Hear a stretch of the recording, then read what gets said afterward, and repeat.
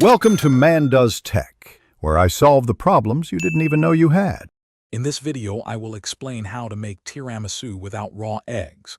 We'll focus on creating a rich, safe custard base that eliminates any concerns about uncooked ingredients. This updated approach ensures your dessert is not only delicious, but also completely safe for everyone to enjoy. You'll learn to combine classic flavors with a modern, secure preparation method, resulting in a truly delightful treat. Get ready to impress your guests with this fantastic, worry-free tiramisu recipe.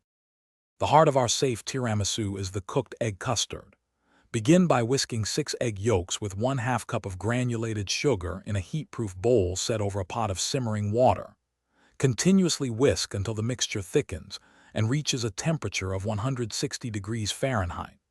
This cooking step ensures the eggs are fully pasteurized. Once cooled, gently fold this rich custard into 8 ounces of creamy mascarpone cheese, creating a smooth, luxurious base. Now for the assembly. First, prepare your coffee. You'll need about 1 1/2 cups of strong, cooled espresso.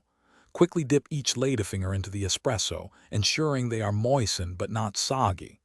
Arrange a single layer of these coffee-soaked ladyfingers at the bottom of an 8 by 8-inch serving dish. Then, carefully spread half of your delicious mascarpone and egg custard mixture evenly over the ladyfingers. Repeat these layers once more. Once assembled, cover your tiramisu and refrigerate it for a minimum of 4 hours, though overnight is even better for the flavors to meld beautifully. Just before serving, dust the top generously with unsweetened cocoa powder for that classic finish. Slice and serve this delightful, safe tiramisu to your eager guests. It's a truly satisfying dessert. Also, if you're looking to keep your car smelling fresh, check the description for a link to Little Tree's Black Ice and other great deals. Thanks for watching.